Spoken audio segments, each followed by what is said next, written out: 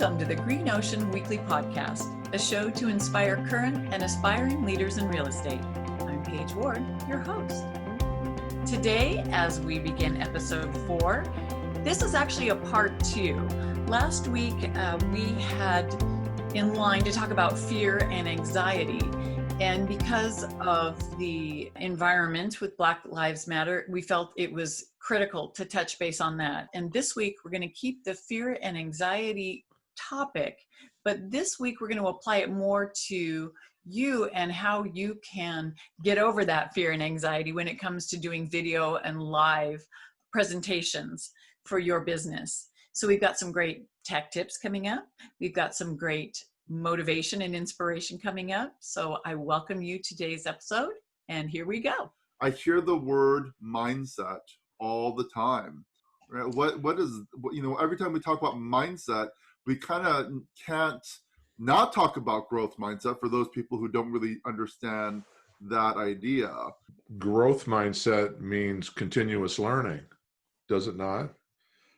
Continuous learning. So fixed mindset means I don't want to take risks, with my learning because it hurts too bad. I decide what I know, I decide who I am, and, I'm comfortable there. Someone who has a growth mindset is someone who's saying, I know I'm meant to grow. I intend to grow all my life. One of the ways I'm going to grow best is learning from my mistakes. So I don't want to make any terrible mistakes, that I'm going to feel that's going to hurt me really bad. But I want to learn from, I want to stay adventuresome. I want to keep exploring. And, if I make a mistake, I can learn from it.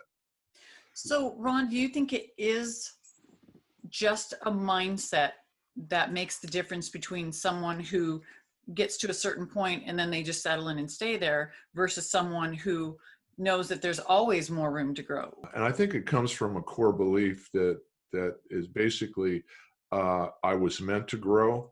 I have a lot of potential. I had potential as a kid. I had potential as a teenager. I had potential in early adult life.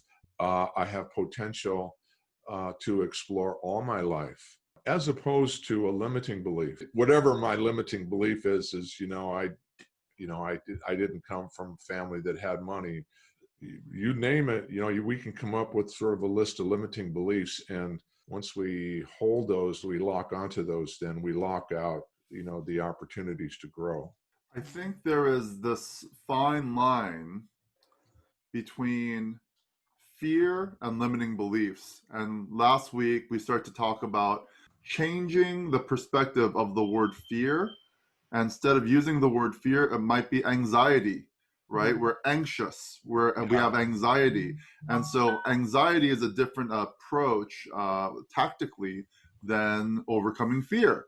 Yeah. And so I think that's one of the fine lines is to kind of think through that bit where it's just like, I've got anxiety, I've got fear, or is it I've got a limiting belief, that I'm not able to do something, I'm not good at something, and that goes to self-talk. And so I really feel like there's some layers here that we've got to kind of address. I continue to think about this, Howard, and when I think about the fears in my life versus sort of the anxieties in my life, I mean, I can only really think about 3 or 4 times where I've really been scared, and I mean scared for my life, or the saber-toothed tiger, kind of scared. Everything else, in the anxiety category for me, now we're all different. We all have had different experiences in our life, and we're having them, but when it comes to business, when it comes to sales, I can be anxious about a cold call. I'm not afraid of the cold call. I think there's some mislabeling, and I think that there's some redefinition. And I think that if we spend some time sort of redefining, what's going on with me when I have call reluctance, for example, what's going on with me when I procrastinate, and I creatively avoid, reaching out to potential new clients. So one of the things I think is real timely right now is, I'd say fear of, but maybe an anxiety of being broadcast, right? And be it the Facebook Live, YouTube videos, this podcast, whatever.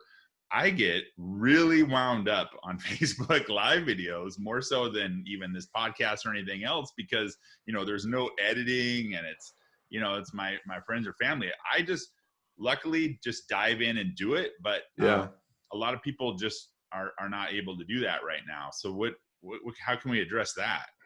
One of the things that I've been doing is I've just been exposing myself to lots of opportunities to sort of watch other people do it. And as I learn how other people are doing it, one of the things that we've discovered is that, it's important to do that as a team. I think it's also okay to take baby steps. Mm-hmm. It's a little overwhelming sometimes when something is just too much. And if you just kind of start, like, I know for me, it was just participating, as an observer in Zoom. And then I think I'd said in an earlier episode that my knee-jerk reaction when somebody said, let's set up a meeting, was like, okay, you send me an invite, and then I realized, oh, I see what I'm doing. So then I needed to learn how to set it up myself. And then it's just little bits, and it's easier to digest in smaller bites. And so, because I think sometimes we look at the big picture and it gets so overwhelming, we don't do it at all. The saving grace, when you get on and go and do the best you can, is your authenticity. That is the thing that's going to sort of carry you. That's the thing that's going to communicate with other people. So we've got to just really, if we affirm anything, and if we have a belief in ourselves about anything, it's about being authentic. Not perfect, but authentic. So, Howard, I'm curious, because I know that you're constantly trying new things. Do you have any techniques that you use that help you kind of get over that hump of that little bit of maybe whether you decide, am I afraid of something or I'm anxious about something, and how do I get past that? And I learned early on that there are certain just phrases, ideas, concepts that I need to be able to articulate really well. And when I have certain go-to phrases, then all of a sudden, all of the anxiety that I might have kind of go away because I've gotten certain ideas or concepts memorized. Mm-hmm. So for example, if somebody says, how's the market? I immediately have my go-to conversations. Mm-hmm. I know what to say, how to say it. I can talk about months of inventory. I could talk about interest rates. I can talk about the 3 Ps, presentation, promotion, and price, which I've been teaching about so many years. So I'm very confident in certain conversations. And so when it comes to video, whether it's live or pre-recorded, as long as I have got certain, go-to phrases, all of a sudden I'm at a much more comfortable level. So oftentimes I find that people don't have those phrases. They've never really worked or practiced on particularly how to articulate an idea or concept, but that's part of sales. We need to understand how to do that. And so I think that is always a way to go to that will stay with you for years and years. So I always kind of share, well, make sure you've practiced, but then what you're practicing is at the end of that practice, they need to be clear. Your consumer has to be very clear as far as, oh, I didn't know that. I didn't understand about price jumping or the fact that a lower interest rate can actually make a bigger impact on my monthly payment than just negotiating on the price of the house, for example. So those are all ideas that I think are really helpful, is just to have some recorded thoughts, sales scripts that are our own. And of course, when we do make it our own, sounds natural, we still sound authentic, but it looks like you're reading or you're trying to think through it, then it comes across, of course, like, oh, you're either salesy or it's not authentic. And I think that's something that we just have to practice. That reminds me of Russell Wilson. The separation is in the preparation. There you go. I like that. Yeah. That could be our inspirational quote for the week. Thank you, Russell Wilson. Yeah. The secret, for athletes, and I think it's a secret for business as well, is you just said it, Jason, it's practice. It's not something that, we want to avoid, but practice doesn't necessarily make perfect, but practice makes you comfortable. And that's what Howard was saying.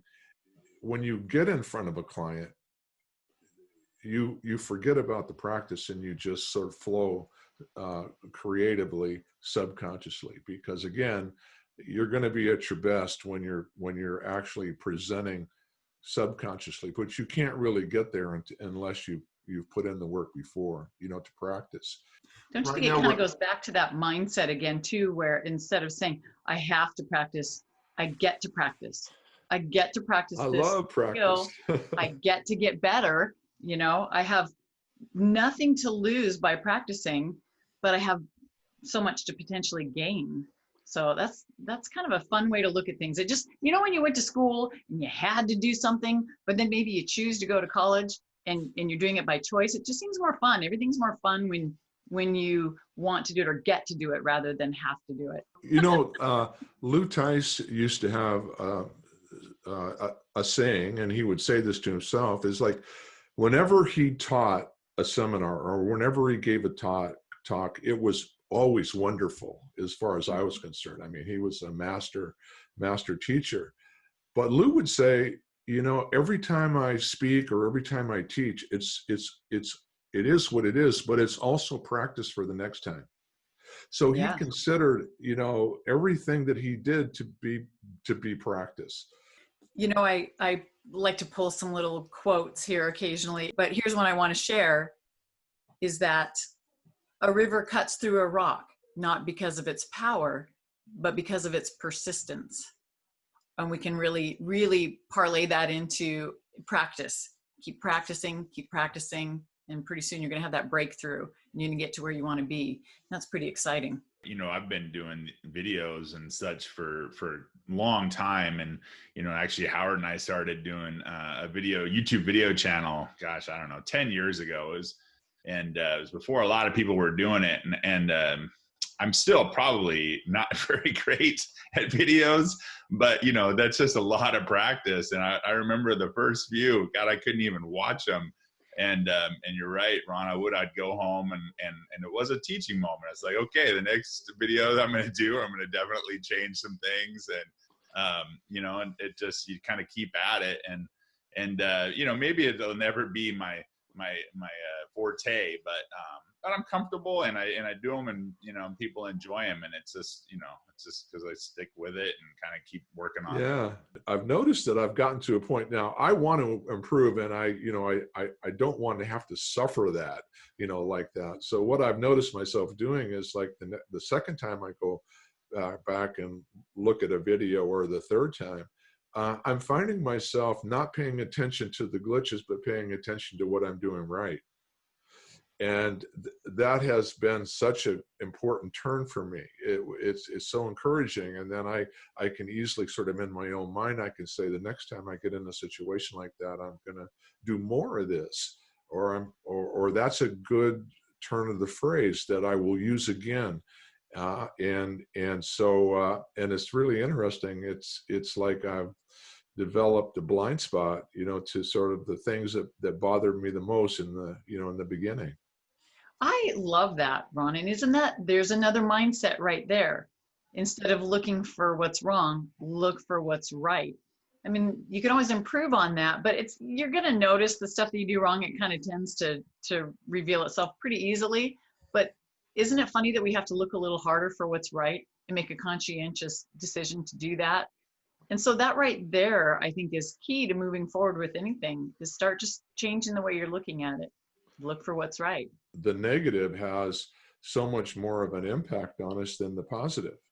Mm-hmm. So one of the reasons why that's such a stumbling block for most of us is because if we get sort of a negative impression of ourselves, or if we see ourselves making a mistake, it hurts, and it hurts more than the positive. I mean, I think there's a lot of study that I've been exposed to that says that as well. And the simple-minded way to beat that is that you just got to have more positive experiences than negative experiences.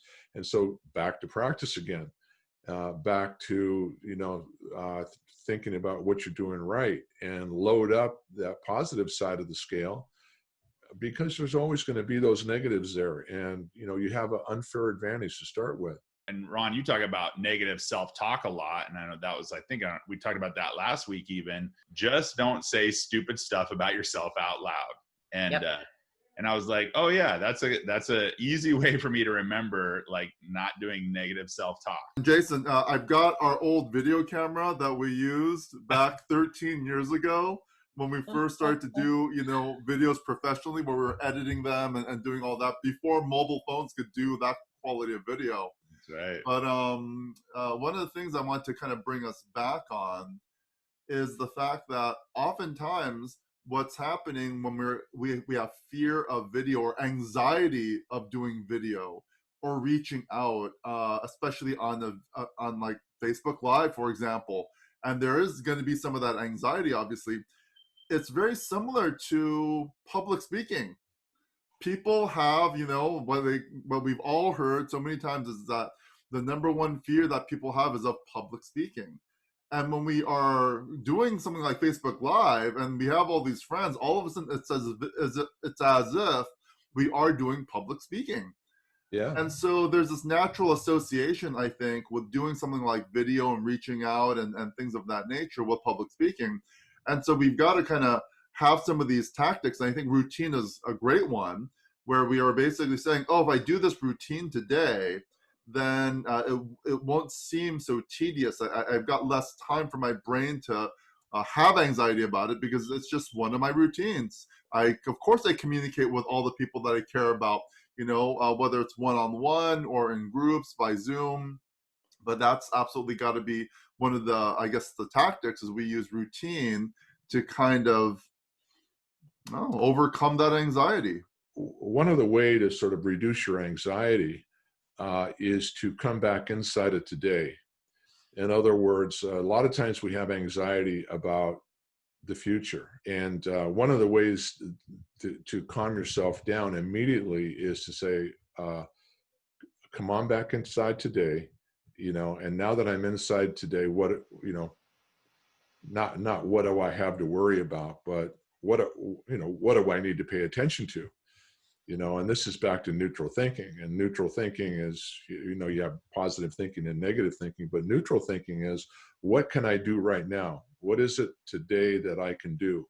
I am not going to be a master of video today, but there's something that I can do today to take a step in that direction, right? So it's back to the small steps page, which you said, but you keep in control of what you have control over, and you have control over today. Okay, Jason, we've been really looking forward to this week's tech tip. What have you got? Well, just real quickly, I think being prepared when you do want to hit that Facebook Live, or if you do want to go ahead and start a video, one of the things that I like to have with me is a portable tripod of some sort. They come in all kinds of different sizes and shapes, and you could probably get one on Amazon for as low as $10. I currently use a little clip-on type version with bendable arms, and one holds my phone and the other one's got a little ring light. So no matter where I am, I can always shine a little light and look my best. So. What's an important part about what you just shared, Jason, is that a lot of people have heard that tech tip before, like you should get a tripod, you get a little ring light, but they actually haven't ordered one, right?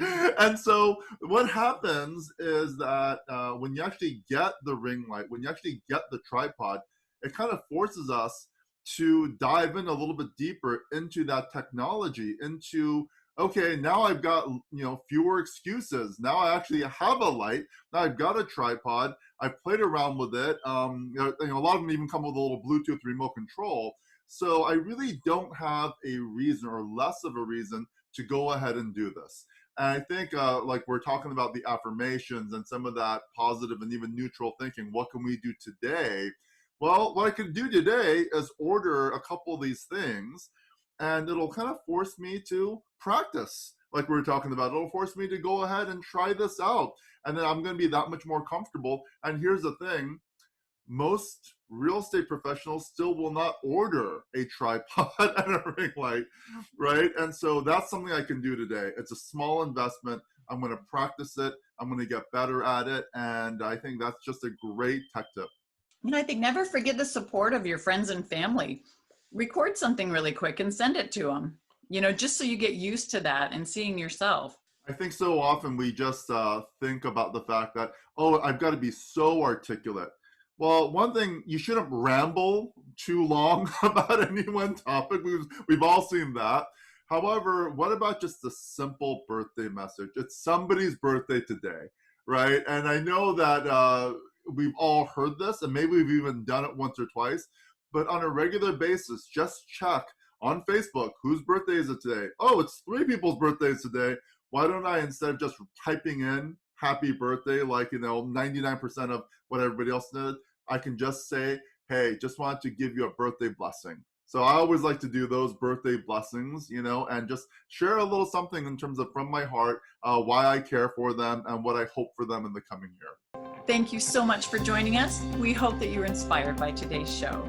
Be sure to sign up for your free trial of greenoceantv.com. Learn from master-level industry experts and complete the all-important GO Actions.